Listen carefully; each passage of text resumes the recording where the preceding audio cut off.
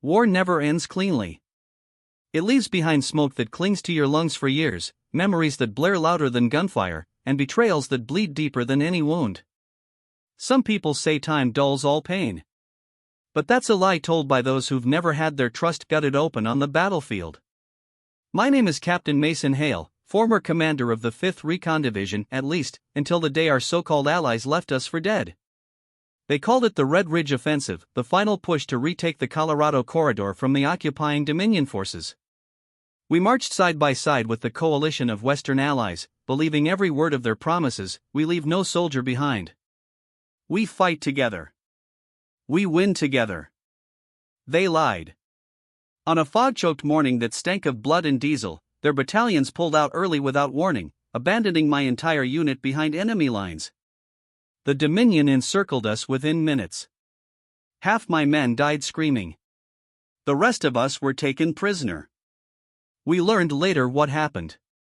The coalition had struck a secret deal, our sacrifice in exchange for a ceasefire. We weren't soldiers to them. We were bargaining chips. By the time I escaped the Dominion labor camp, the war had ended. Borders had shifted. Treaties had been signed. The world cheered peace. But my men were still dead. And the coalition walked free. This story begins the night we returned, not as soldiers, not as victims, but as ghosts carved from vengeance. The ones they betrayed in war. The ones who will now take back every last thing they possess. The helicopter skimmed over the Nevada desert, its rotors chopping the night into jagged, rhythmic pulses. Inside, silence sat heavy. My squad, those who had crawled out of hell with me, stared through the open doors at the black horizon unfolding beneath us. The lights of Silver Point City glimmered in the distance like a jeweled serpent stretched across the valley floor. "Still don't get how you talked the feds into giving us this bird," muttered Sergeant Lucas Baird, his boots thumping as he shifted. "I didn't," I replied, tightening the straps on my gear. "I took it." That got a few tired smirks, but nobody laughed. Not anymore. Our mission was simple. Strike at the coalition leaders who betrayed us. Strip them of everything: money, power, legacy, before their secrets drown in history. We had everything we needed: intel from captured Dominion archives, locations of hidden safehouses, names of politicians who profited off our abandonment. We'd spent months preparing. And tonight, we start with the man responsible for ordering the withdrawal at Red Ridge. Secretary Alan Prescott, former Minister of Defense. The man whose signature doomed my men. Silver Point City had become his kingdom: towering casinos, private security armies, entire districts under his influence. The press called him a visionary. I knew better. He was a butcher dressed in silk. The helicopter touched down on the rooftop of an abandoned medical center, 10 blocks from Prescott's estate. We moved silently, shadows slipping across concrete. I signaled the team to set up the relay equipment. Our hacker, Tara Voss, crouched beside a junction box, fingers gliding over her portable console. "Prescott's firewall sequence is heavy," she murmured. "This'll take a few minutes." "You've got two," I said. Security rotations hit the west side at 0200. Lucas scanned the skyline with binoculars. His private perimeter drones are up. Pattern looks irregular. "It's not irregular," Tara corrected. "It's arrogant. Prescott thinks no one's coming for him." He was wrong. A distant siren wailed through the streets, someone else's tragedy, not ours. The wind carried city dust and the faint smell of gasoline. Silver Point shimmered beneath the moonlight, beautiful in the way venomous things often are. Tara gave a sharp nod. "Got it. We're in. Accessing estate cameras now." Her console flickered, then stabilized. Prescott's mansion appeared on screen: white walls, manicured hedges, armed guards pacing like restless wolves. But it was the interior feeds that made my jaw tighten. In a high-ceilinged study, surrounded by antique maps and war memorabilia, sat a familiar face, one I hoped never to see again. Colonel Dwight Mercer. My second-in-command. My friend. The man who swore to hold the line with us at Red Ridge. and then disappeared hours before the coalition withdrew. Lucas cursed under his breath. That traitor's working for Prescott? Not working, I growled. He's protecting him. Tara zoomed in. Mercer's uniform wasn't military anymore. He wore a tailored black suit, earpiece gleaming. A bodyguard. For the man who sold us out. My heart hammered so loud it felt like gunfire in my ribs. Orders? Tara asked quietly. I stared at Mercer's face on the screen, older, heavier, but unmistakably him. There's no universe, I said, where he walks away from tonight. Not after everything he did. We made our way across rooftops toward the estate, crossing through narrow alleyways lit by flickering neon signs.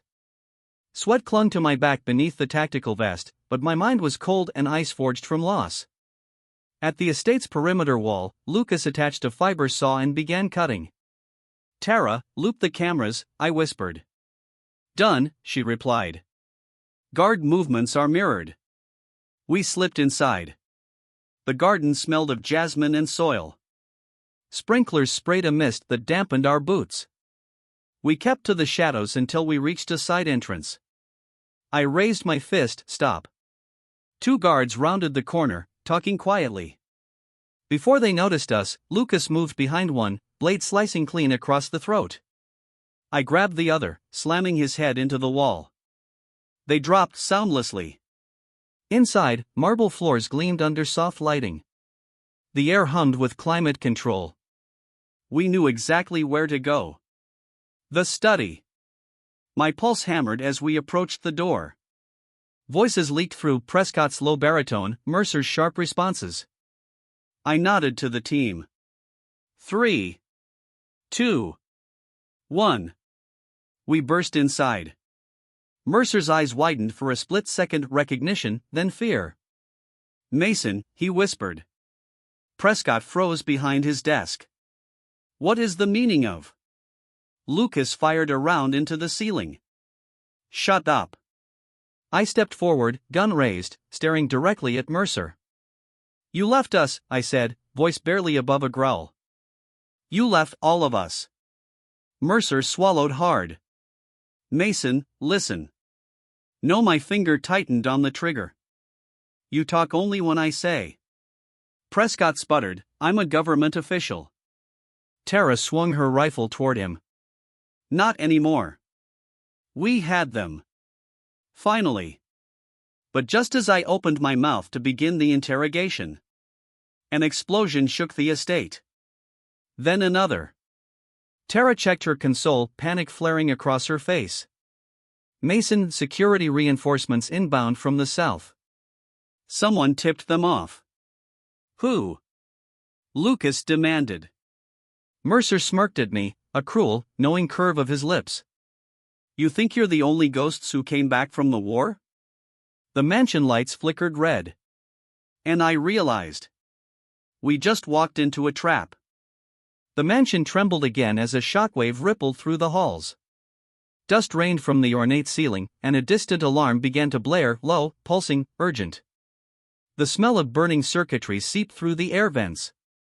Tara checked her console, fingers flying. Prescott's outer perimeter just detonated. That wasn't us. Whatever's happening out there, it's big. Looks like your welcome parties arrived early, Lucas muttered. Mercer didn't flinch. He simply brushed his suit jacket straight and smiled like a man watching a chessboard position he'd prepared months in advance. You shouldn't have come here, Mason, he said softly. You're playing a game that ended the day you were captured. I stepped closer, pressing the muzzle of my rifle against his sternum. The game ends when every one of you pays for what you did. Prescott sputtered from behind his desk, the coalition saved millions. We had to make hard choices. You made cowardly ones, I snapped. But there wasn't time for monologues or slow vengeance anymore, not with the mansion shaking itself apart. Tara, I barked, get reinforcements on the scanners. What are we dealing with? Her eyes widened. Multiple VTOL dropships inbound. Heavy signatures. Looks like private military contractors. Not police. Not federal. Mercer folded his arms. You really think Prescott runs Silver Point alone? He's backed by the Concord Syndicate. The moment your boots touched this city, they knew. Lucas cursed. We need to move. Not without answers, I said. But as I turned toward Prescott, he lunged. The old man grabbed a pistol hidden beneath his desk and fired wildly. The first shot shattered a lamp. The second clipped a vase. The third grazed my shoulder, hot, slicing. Before he could fire again, Lucas tackled him, slamming his head onto the desk with a sickening thud. Prescott fell limp. Tara rushed to me. You hit? Just a scratch. I tightened my grip on my rifle and faced Mercer again. You planned this, I said. You wanted us to come. Mercer shrugged, unbothered.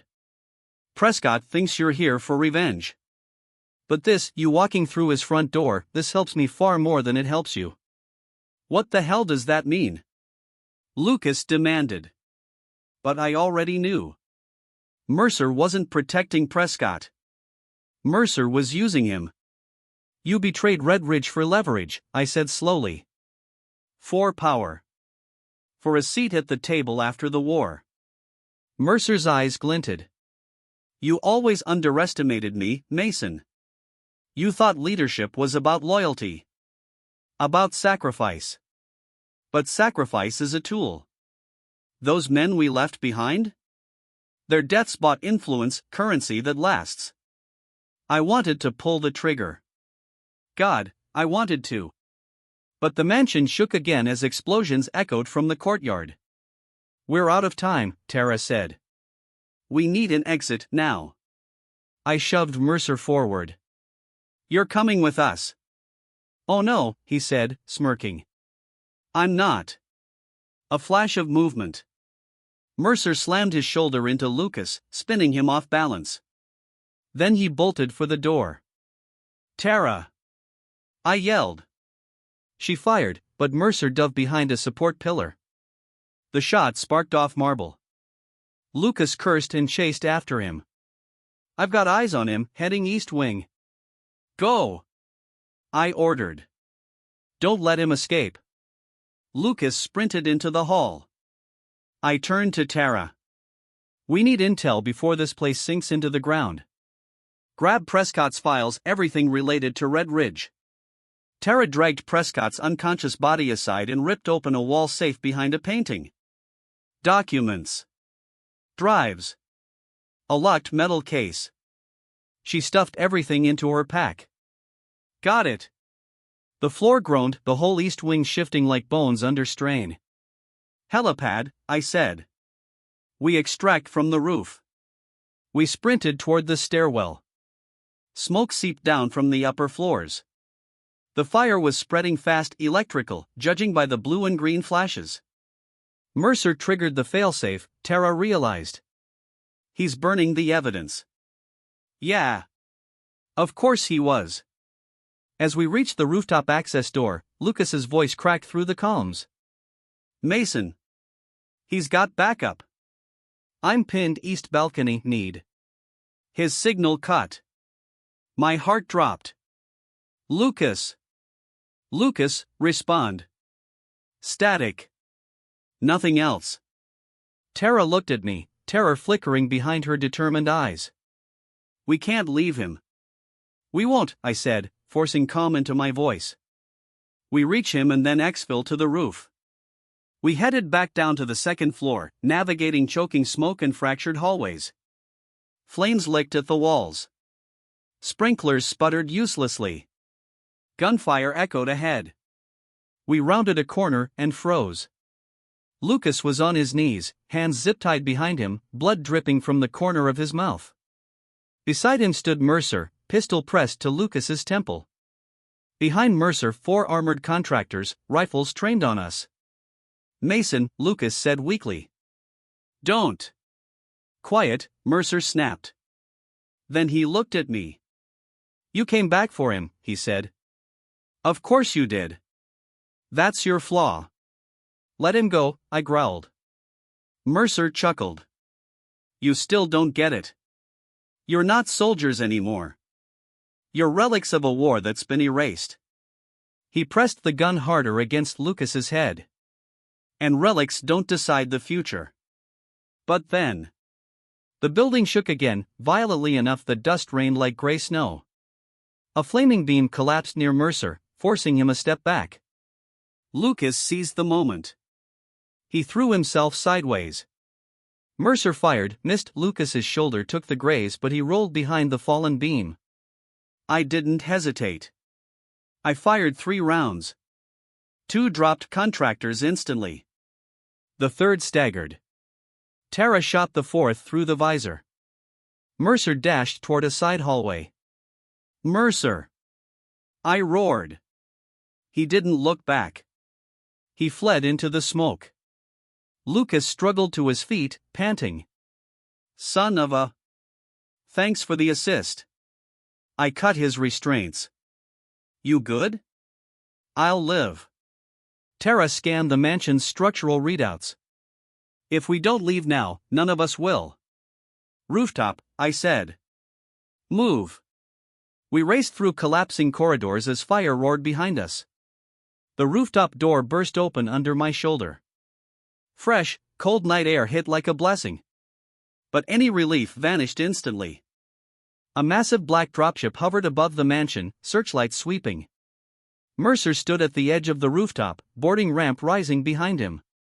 He stared at me, silhouetted in the blinding lights.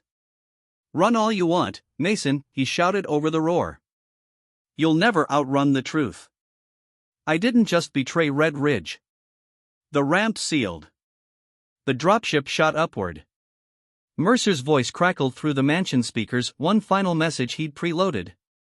I engineered it. My blood turned to ice. Red Ridge wasn't a political bargain. It was a plan. A massacre he orchestrated. The dropship vanished into the night. The mansion beneath us gave one final groan. And the entire estate began to collapse. Tara grabbed my arm. We need to jump now. I didn't think. I pushed Lucas ahead. We sprinted across the rooftop and leapt into the air as the mansion imploded in a firestorm behind us. We hit the adjacent rooftop hard, rolling, scraping, gasping. Alive. Barely. Smoke rose into the night as alarms wailed across Silver Point. Lucas coughed. Tell me we're still doing this. I stood, staring at the burning ruin. Prescott was gone. Mercer had escaped. But we had evidence, files he wanted destroyed. And we had a new truth. Red Ridge wasn't the betrayal. It was just the beginning. We're not done, I said. Tara looked at me. Then what's next? I watched Mercer's dropship disappear into the stars. We hunt him. And we take everything he built. The flames of Prescott's estate still smeared the horizon as we slipped back into the neon arteries of Silver Point City. Sirens wailed in the distance, police drones, fire brigades, syndicate scouts, but none came close. The Concord Syndicate knew the truth, this wasn't a crime scene. It was a battlefield. And we were ghosts they should have left buried. We regrouped in an abandoned textile mill near the river. Inside, shadows stretched across rusted machinery. Flickering fluorescent lights buzzed overhead like dying insects. Tara set down the stolen safe, her hands shaking despite her calm face. Lucas slumped against a table, wincing as he pressed a cloth to his grazed shoulder. You think Mercer knew we'd survive that, he muttered. I shook my head. Mercer doesn't think in maybes. If he wanted us dead, he would have confirmed it. So he wanted us alive? Tara asked. Why? He wanted us desperate, I said. Like prey. Tara cracked open the metal case with an electronic override. Inside lay a single drive, small, matte black, unlabeled. This thing was triple encrypted, Tara whispered. Whatever's in here. Prescott was scared to death someone would find it. Good, I said. Let's see who he feared more, Mercer or us. Tara slid the drive into her console. A cascade of files appeared: maps, contracts, troop movements, encrypted orders. Then a document popped open, timestamped the night before the Red Ridge offensive. Lucas leaned closer. "What is that?" Tara's voice dropped. "It's a directive. Issued by Mason. This is signed by Mercer." I felt the air around me thin. The directive read: Operation Scarlet Mirror. Withdraw 5th Recon from Coalition supply thread. Disable outbound comms. Feed Dominion false troop data. Funnel captured personnel to secure transfer points. Deliver 50 captured soldiers to Concord Syndicate Labs as agreed. My chest tightened. Labs. Captured personnel. Sacrifice wasn't just political. It was scientific. "Scroll," I said, throat tight. Tara did. And that's when we saw it. Drone footage. Date stamped months after Red Ridge. A subterranean facility. Rows of medical pods, each one containing soldiers in stasis, or what remained of them. Limbs missing. Skin grafted. Tubes feeding into their skulls. Experimentation. Weaponization. A voice memo crackled through speakers. Mercer's voice. "We call them ghost units. If successful, we won't need traditional soldiers. These subjects will be the blueprint of post-war security." Lucas staggered back. He used our men as test subjects? My stomach churned.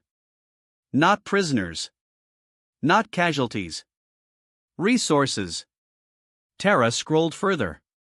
A final list appeared. At the top, our names. Mason Hale, status, non-compliant, marked for retrieval. Lucas Baird, status, non-compliant. Tara Voss, status, high risk. Capture only. I exhaled slowly. "He wants us alive," I said. "Because we're valuable." Lucas slammed a fist into the table. "He's turning humans into weapons, our brothers, our friends. And he's about to do it again," Tara whispered.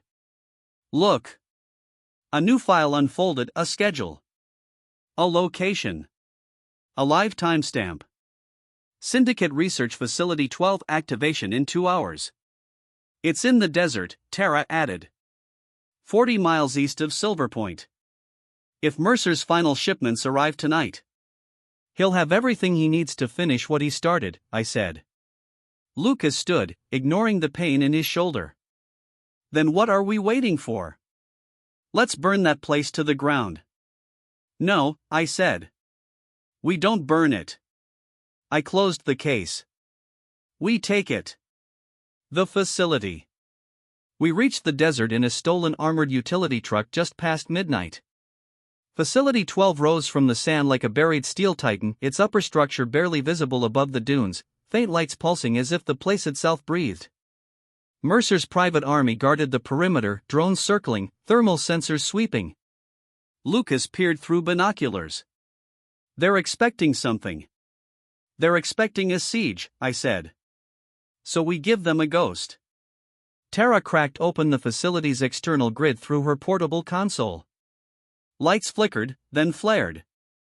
Drones twitched and spiraled, disoriented. Perimeter gates stuttered. "Systems cycling," Tara whispered.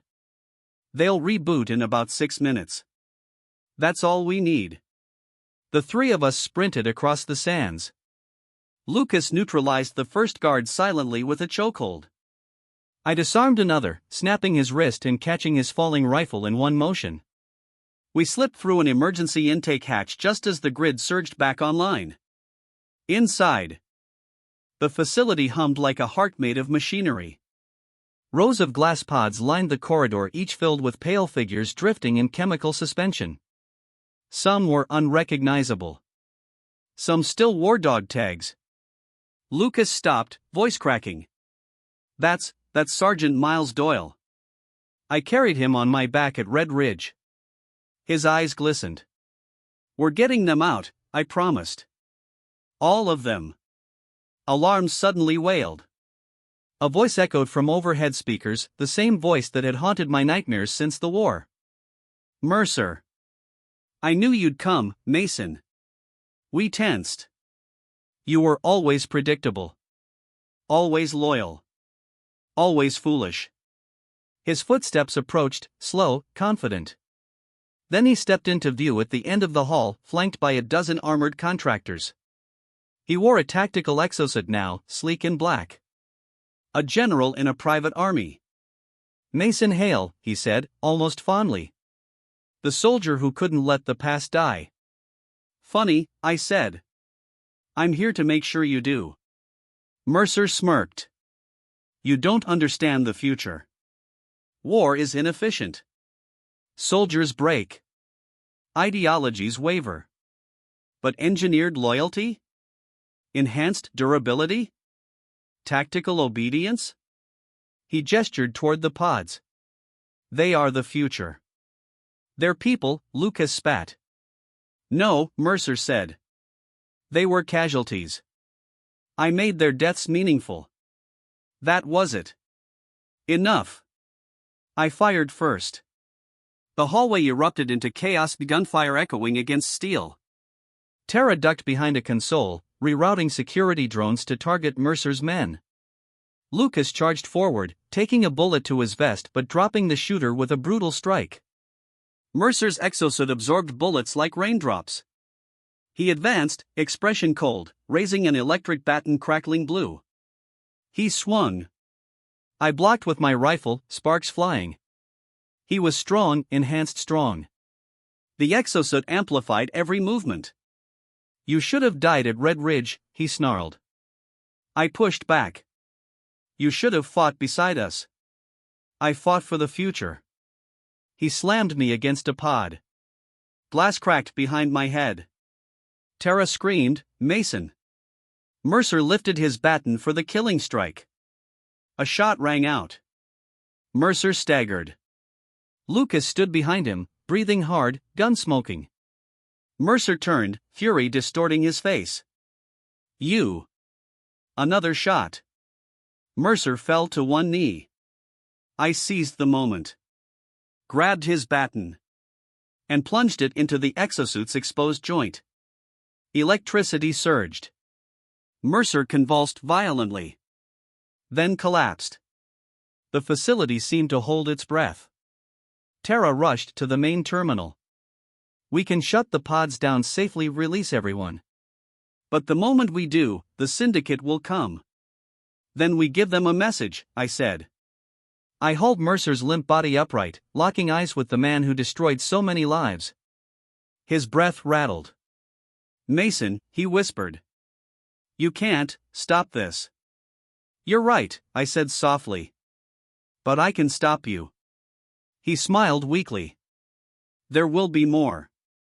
Then we'll be waiting. His eyes glazed over.